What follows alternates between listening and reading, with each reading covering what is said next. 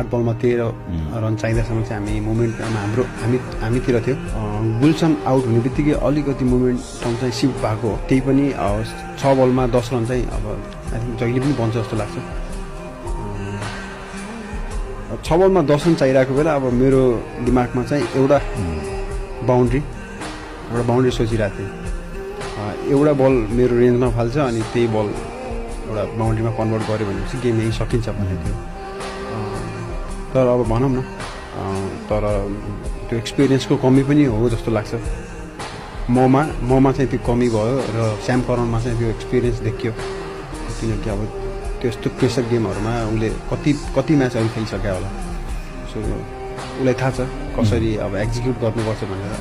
I think मैले भन्दा पनि उसले चाहिँ एक्जिक्युट चाहिँ राम्रो गरे हो। म डिफ्रेन्ट ट्राई गर्न सक्थेँ, डिफ्रेन्ट सोच्न सक्थेँ। तर त्यो बेला चाहिँ अब भनौँ न सुरुमा अब एउटा न एउटा बल चाहिँ उसले लेन्थ मिस गर्छ भन्ने सोचेँ मैले। सो तर उसले मिस गरेन अनि त्यहीँ चाहिँ अलि चुक्यो भनौँ न।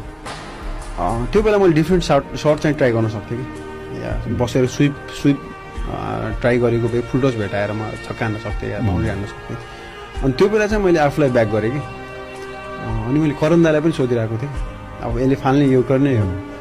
अनि म पहिलो 2टा बल ट्राई गरौँ त भनेर सोद्धाखेरि होइन एउटा मिस गर्छ अनि त्यसमै बााउन्ड्री आयो भनेपछि गेम त्यही सकिन्छ भन्नुभएको थियो। तर अब भनौँ न सोचेको जस्तो भएन। त्यो राति निन्द्रा लाग्यो? निन्द्रा त लागेन दाइ, किन भनेपछि अब यति क्लोज थियो कि होइन। हिस्ट्री क्रिएट भइरहेको थियो कि। अनि इङ्ल्यान्डलाई बिट गरिरहेको थिएँ। त्यो पनि अब म क्रिजमा थिएँ र त्यो भनौँ न मेरो उसमा थियो कि मेरो हातमा थियो। म जिताइरहेको थिएँ। एकदमै नबिर्सिने मुभमेन्ट भयो भनौँ न। अब जिताएको भए चाहिँ अझै राम्रो मुभमेन्ट हुन्थ्यो र पुरा नेपाल नै खुसी हुन्थ्यो। अब धेरैले अप्रिसिएट पनि गर्नुभयो कि अब राम्रो खेल्यो भनेर। त्यो कुराले चाहिँ बुस्टअप चाहिँ भइरहेको छु होइन, नभएको पनि होइन। तर अब कतै न कतै चाहिँ अब म्याच जिताउन सकेन भनेर अब जहिले पनि त्यो मनमा चाहिँ